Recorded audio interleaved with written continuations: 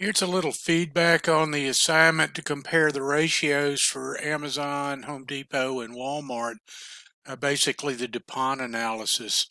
What we're looking at here is Dupont analysis from the screen. And I also want to emphasize that when we were doing this, we're only doing it for fiscal years 2012 through 2016.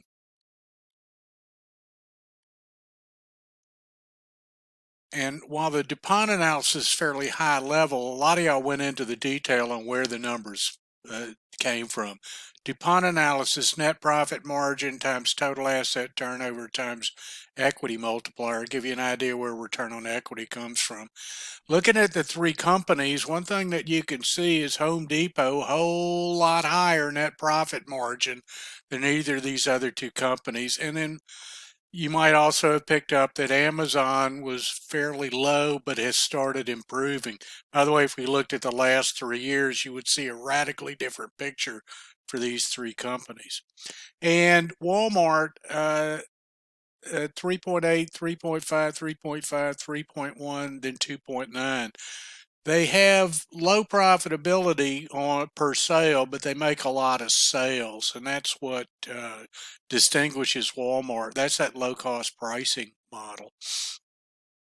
So if we start looking at net profit margin, Home Depot's ahead.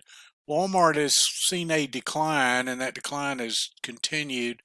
And if we look over here at Amazon, what we see is that they are getting better, and that getting better has improved.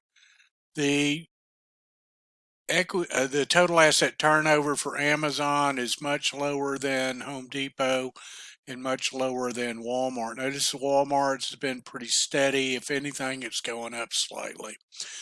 So when we get to return on assets, it's not very, it's not, if you're trying to pick a winner of these three companies, Home Depot's is highest return on assets and actually improving because their net profit margin is improving.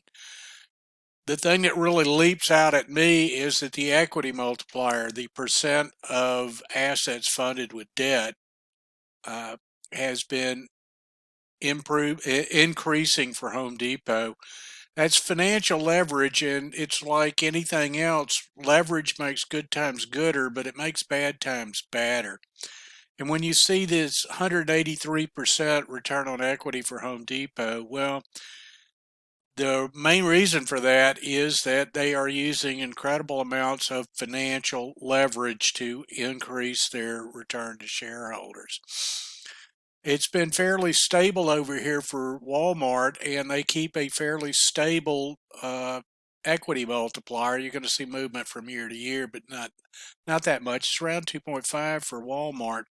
It is higher over here for Amazon. It's in the area of 4.5, and gotten a little bit higher in recent years. So that's what you should have picked up. And some of y'all were also looking at the component pieces of why that's better. For instance, with Home Depot, their return on assets, or the total asset turnover, is a lot higher because they actually are very efficient at moving their stuff through the building. If you look at the profit margin, or the profit margin over here for Walmart, you see the gross profit margin is lower than either of the other two companies. That's because they're mostly a grocery store. 55% of Walmart's business is groceries. There's very low markup on that.